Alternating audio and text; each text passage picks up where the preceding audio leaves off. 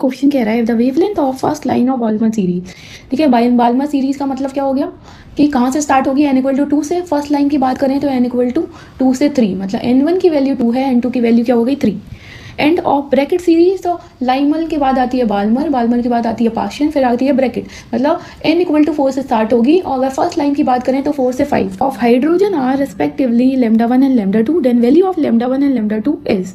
ठीक है, लैम्डा का फॉर्मूला क्या होता है, 1/λ = r z² 1/n1² minus 1/n2²।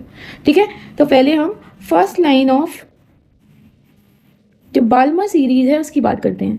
ठीक है, तो 1/λ1 = क्या आ जाएगा, r, हाइड्रोजन है तो z की वैल्यू 1 हो जाएगी, 1/2² माइनस 1/3²। ठीक है, क्लियर है। तो यहाँ क्या आ जाएगा, 1/λ1 है वो r। ठीक है, एलसीएम ले लेंगे तो यहाँ पे आ जाएगा कितना, 4 × 9, और यहाँ पे आ जाएगा 9 - 4, तो यहाँ आ जाएगा 1/λ1 आ गया r × 5/4 × 9। ठीक है, और अगर हम क्या निकालना है, λ1 माने λ2, तो λ1 की वैल्यू निकालने तो आ जाएगा 4 × 9 / 5r, ये हुआ इक्वेशन 1। ठीक है, अब हम इसको शिफ्ट कर लेते हैं क्योंकि हमें अगले क्वेश्चन की भी बात करनी है। ठीक है, देखो अब यहाँ पे क्या आएगा, निकालना किसके लिए, first line of Brackett series. ठीक है, तो यहाँ देखो क्या आएगा, 1/λ2 = r × 1² 1/4² माइनस 1/5²। यहाँ कितना आ गया r, यहाँ पे आ जाएगा 25 - 16, तो कितना आ जाएगा 9 डिवाइडेड बाई यहाँ आ जाएगा 16 × 25। ठीक है, तो यहाँ पे क्या आ जाएगा 1/λ2, λ2 की वैल्यू निकाल लेंगे 16 × 25 डिवाइडेड बाई 9r। ठीक है, अगर हम क्या करें, दोनों इक्वेशन को डिवाइड कर दें तो यहाँ से आ जाएगा λ1/λ2 = 4 × 9/5r × 9r डिवाइडेड बाई 16 × 25। तो यहाँ से कितना आएगा, r से r कैंसिल हो जाएगा, 4 से 16 4 टाइम्स कैंसिल हो जाएगा, तो आएगा 81/500। जब इसको सॉल्व करेंगे तो आएगा अराउंड 0.16। ठीक है, तो यही हमारा आंसर हो गया। आई होप आपको समझ आया होगा। चलिए हम अगले क्वेश्चन की बात कर लेते हैं, बहुत आसान सा है।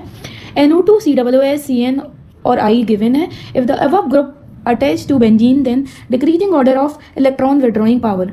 ठीक है, तो यहाँ देखो, यहाँ पे इलेक्ट्रॉन विड्रॉइंग पावर की बात करना है, मतलब -I और -m से हम देखेंगे तो NO2 का जो -m है वो ज़्यादा होता है, फिर यहाँ पे आ जाएगा CN, फिर COOH, और I का तो सबसे कम हो जाएगा, तो ये आंसर हो जाएगा हमारा। चलिए अब अगले क्वेश्चन की बात करते हैं। उसने बोला है if n is the number of lone pairs of electron in the equatorial position of the most stable structure of ClF3। सबको पता है ClF3 क्या होता है, टी शेप। ठीक है, जो क्लोरीन है उसके पास 7 वैलेंस इलेक्ट्रॉन है, तो उसने क्या किया, 3 बॉन्ड बना लिए। ठीक है, लेकिन स्टिल क्या है, 4 इलेक्ट्रॉन तो बच गए ना, तो यहाँ पे क्या आ जाएगा, 2 लोन पेयर, वो भी इक्वेटोरियल पोजीशन पे, मतलब n की वैल्यू क्या है 2। अब हमें क्या करना है, जो आयंस हैं गिवन है उनमें देखना है कि जो number of unpaired electron present है, मतलब यहाँ पे n लोन पेयर हैं वो n अनपेयर्ड इलेक्ट्रॉन के बराबर हैं। तो हम क्या देख लेते हैं, अगर हम वेनेडियम 3+ की बात करें तो स्कैंडियम, फिर आता है टाइटेनियम, फिर आता है वेनेडियम 23, तो आर्गन 4s से 2 इलेक्ट्रॉन निकल गए, 4s 0, तो 3d 3 आएगा, तो यहाँ पे 3d से 1 इलेक्ट्रॉन निकल जाएगा, 3d 2, मतलब 2 अनपेयर्ड इलेक्ट्रॉन। ठीक है, अगर टाइटेनियम 3+ की बात करें, अगेन 22 होता है, स्कैंडियम के बाद टाइटेनियम आता है, तो यहाँ आ जाएगा आर्गन 4s से 2 इलेक्ट्रॉन निकलेंगे, और d से कितने निकल जाएंगे 1, तो यहाँ पे 3d 2 आएगा, मतलब 3d 1, मतलब 1 अनपेयर्ड इलेक्ट्रॉन। ठीक है, अब है Cu2+, तो Cu क्या होता है 29 मतलब आर्गन 4s1 3d 10 होता है, तो 4s से 0, 3d में 9 आ जाएंगे, तो यहाँ पे कितने इलेक्ट्रॉन आ जाएंगे, 1 2 3 4, 1 2 3 4 5 6 7 8 9, तो 1 अनपेयर्ड इलेक्ट्रॉन। ठीक है, फिर अगला दिया है Ni2+, तो Ni क्या होता है 28, तो यहाँ पे क्या आ जाएगा, आर्गन क्या आ जाएगा 4s 0 3d 8। ठीक है, 3d 8 मतलब यहाँ तक भरेगा। ठीक है, तो 2 अनपेयर्ड इलेक्ट्रॉन आ जाएंगे, को थोड़ा अच्छे से लिख लेते हैं। ठीक है, 2 अनपेयर्ड इलेक्ट्रॉन। अगला है टाइटेनियम 2+, तो यहाँ क्या आ जाएगा, टाइटेनियम 3+ में आ रहा था 3d में 1 इलेक्ट्रॉन, तो यहाँ पे क्या आ जाएंगे 2 इलेक्ट्रॉन, तो ये आ जाएगा 4s 0 3d 2, तो 2 अनपेयर्ड इलेक्ट्रॉन्स। ठीक है, तो किस किस केस में 2 अनपेयर्ड इलेक्ट्रॉन आ रहे हैं, एक तो वेनेडियम 3+ में, दूसरा Ni2+ में, और टाइटेनियम 2+ में। तो यही हमारा आंसर हो गया। ये नेक्स्ट है actinide contraction is greater than lanthanide contraction. अगर एक्टिनाइड कॉन्ट्रैक्शन की बात करें तो उसमें 5F में फिलिंग कराएंगे इलेक्ट्रॉन की, ठीक है। 5F की जो देखो हमें पता है F की पुअर शील्डिंग होती है और 5F की जो शील्डिंग है वो और ज़्यादा पुअर होगी, ठीक है। तो हम बोलेंगे कि जो एक्टिनाइड कॉन्ट्रैक्शन है वो ज़्यादा होता है लेंथेनाइड कॉन्ट्रैक्शन से, ठीक है। अब ये तो क्या हो गया ट्रू। स्टेटमेंट सेकंड की बात करें, यहाँ पे दिया है Tb4+ Ce4+ ऑक्सीडेंट है और Yb2+ Eu2+ क्या है रिडक्टेंट है। स्टेटमेंट 3 में ये गिवन है, ठीक है। अगर हम बात करें जो लेंथेनॉइड है उसके मोस्ट कॉमन ऑक्सीडेशन स्टेट क्या है +3, ठीक है। क्लियर है। देखो तो +4 से +3 में जाएंगे मतलब क्या हो रहा है रिडक्शन, और +2 से +3 में जाएंगे क्या हो रहा है ऑक्सीडेशन, ठीक है। तो ऑक्सीडाइजिंग एजेंट क्या होते हैं जो दूसरों का तो क्या कराएं ऑक्सीडेशन, खुद का कराएं रिडक्शन, मतलब ये क्या कहेंगे एक्ट एज ऑक्सीडाइजिंग एजेंट और ऑक्सीडेंट, ठीक है। लेकिन जो दूसरों का रिडक्शन कराएं और खुद का ऑक्सीडेशन कराएं तो उनको क्या बोलेंगे रिड्यूसिंग एजेंट। तो ये क्या करेंगे रिडक्टेंट। तो Yb2+ है Eu2+ है वो क्या करेंगे +2 से +3 में जाने जाएंगे, मतलब खुद का ऑक्सीडेशन कराएंगे, मतलब दूसरों का रिडक्शन कराएंगे, मतलब रिड्यूसिंग एजेंट की तरह काम करेंगे। जबकि Tb4+ एंड Ce4+ है वो क्या करेंगे खुद का तो क्या कराना चाहेंगे रिडक्शन, दूसरे का ऑक्सीडेशन, ठीक है। यहाँ पे याद रखना है जो सीरियम 4 पॉजिटिव है वो बहुत अच्छा एनालिटिकल एजेंट होता है, ठीक है। चलो अगला है calculator spin only magnetic moment of K3 FeOH का होल 6 एंड K4 FeOH का होल 6। देखो ये क्या है OH क्या है weak field again, oxidation state find out करेंगे तो यहाँ पे क्या आएगा 3 × +1, क्योंकि पोटेशियम पे कितना चार्ज होता है +1, x + 6 × OH पे -1 charge equal to 0, 3 + x - 6 equal to 0, x equal to +3, ठीक है। तो यहाँ पे +3 चार्ज आ जाएगा। अब आयरन +3 है तो आयरन क्या होता है 26, तो यहाँ आ जाएगा आर्गन 4s में 0 और 3d में 5 इलेक्ट्रॉन, ठीक है। स्प्लिटिंग हो जाएगी T2g और Eg में, जब इलेक्ट्रॉन फिल करेंगे तो यहाँ देखो ये 3 ये 2 ये हो गया T2g ये हो गया Eg, तो यहाँ इलेक्ट्रॉन भरेंगे कोई पेयरिंग नहीं होगी तो नो पेयरिंग, ठीक है। तो यहाँ पे देखो 1 2 3 4 5, तो यहाँ पे म्यू क्या आ जाएगा √5 × 5 + 2, तो यहाँ गया √35 इतने बोर मैग्नेट्रॉन, ठीक है। अगर हम अगले की बात करें उसमें क्या दिया है K4 FeOH का होल 6, तो यहाँ पे अगर ऑक्सीडेशन स्टेट निकालें तो क्या आ जाएगा 2 + x - 6, मतलब यहाँ पे +2 आ जाएगा।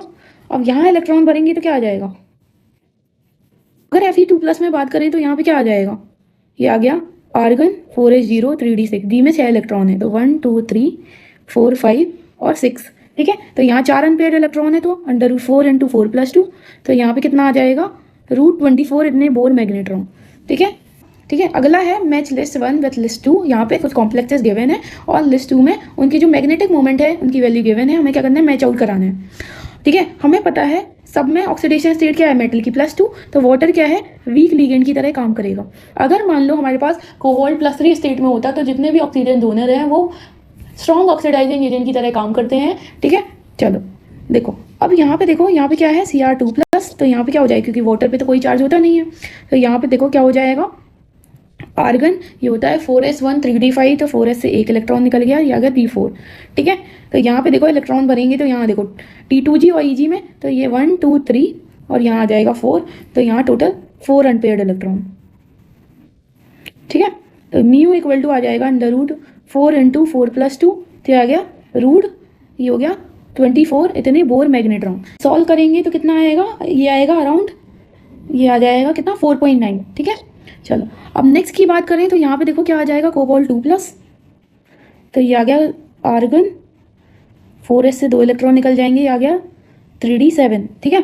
इलेक्ट्रॉन भरेंगे तो 1 2 3, ठीक है शॉर्टकट में बना रही हूँ मैं 1 2 3, यहाँ पे क्या आ जाएगा 4 5, ये आ गया 6 7, तो यहाँ पे 3 इलेक्ट्रॉन्स आ गए, तो 3 × 3 + 2 तो कितना आ गया √15, ये आ जाएगा अराउंड 3.9 के बराबर, ठीक है 3.92, ठीक है इतने बोर मैग्नेट।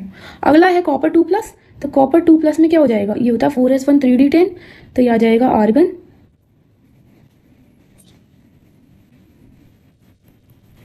ये आ जाएगा 4s0 3d9, तो ये हो जाएगा 1 2 3, ठीक है 4 5 6 7 8 और 9, तो यहाँ पे 1 इलेक्ट्रॉन आ गया। आ गया, तो 1 इंटू 1+2, ठीक है, फिर आ गया √3, तो 1.732 आ जाएगा इतने बोर मैग्नेट्रॉन, ठीक है। तो यहाँ पे देखो Cr का रिलेशन किसके साथ है, 4.9 के साथ, ठीक है। फिर उसके बाद CO2+ का रिलेशन किसके साथ है, 3.92 के साथ। कॉपर का रिलेशन हो गया 1.73 के साथ। और देखो MnH2O का होल 6 2 पॉजिटिव है, मतलब D5 होगा, 5 अनपेयर्ड इलेक्ट्रॉन होंगे। तो यहाँ पे कितना आ जाएगा, √35 की वैल्यू निकालेंगे तो लगभग 5.9 के बराबर आ जाएगी। तो यही हमारा आंसर हो गया। तो बहुत ही आसान क्वेश्चन था, ठीक है। चलिए हम अगले क्वेश्चन की बात करते हैं। Which of the following compound can give following products on reductive ozonolysis. इसको कैसे बनाएंगे, इसको लिखने का आसान तरीका देखो, इसको ऐसे लिख लो, ठीक है। दूसरा जो है इसको कैसे लिखोगे, इसको उल्टा करके लिख लो थोड़ा, ये हाइड्रोजन, ये, ठीक है, ये डबल बॉन्ड। अब देखो हम करते क्या है, बेसिकली डबल बॉन्ड को तोड़ते हैं, ऑक्सीजन जोड़ते हैं। तो यहाँ देखो ये आपस में डबल बॉन्ड बना लेगा, ये आपस में डबल बॉन्ड बना लेगा, ऑक्सीजन ऑक्सीजन हटा देंगे। तो यहाँ देखो बनेगा कैसे, ये बन गया, ये डबल बॉन्ड, ये डबल बॉन्ड, यहाँ डबल बॉन्ड हो और यहाँ डबल बॉन्ड हो, ठीक है। इसको थोड़ा नीचे शिफ्ट कर लेते हैं, ठीक है। देखो अब क्या है हमारे पास, SCHO। देखो ये क्या है, ये तो इसके 2 मोल हैं। अब देखो कैसे करेंगे, इसको ना ऐसे लिख लो, यहाँ पे भी ऐसे लिख लो, ठीक है। यहाँ पे कार्बन डबल बॉन्ड कार्बन, ये भी क्या, ये, ठीक है। तो कुछ क्या बन जाएगा, डबल बॉन्ड, ये डबल बॉन्ड डबल बॉन्ड। तो बहुत ही आसान था, आसानी से इसको बना सकते थे।